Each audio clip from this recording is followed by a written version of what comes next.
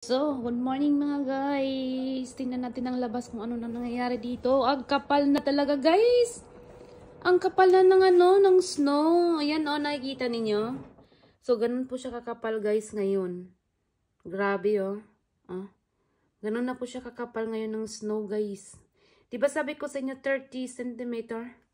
So, di pa siya masyadong abot ng 30 cm. Yan.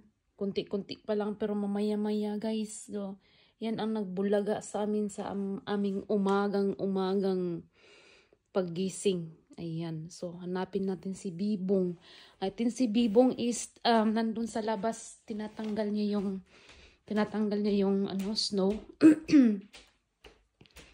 Ayan guys, si Bibong sa labas. Tinatanggal niya yung snow. Ayan, gumagalaw doon. Hala, grabe. Hala, grabe. Uy, ang snow, Ay, grabe, guys. Grabe na to. Pati mga bahay puting-puti na. Ayan. So, si Bibong nagtatanggal ng snow sa daanan para yung mga tao ay makadaan ng maayos.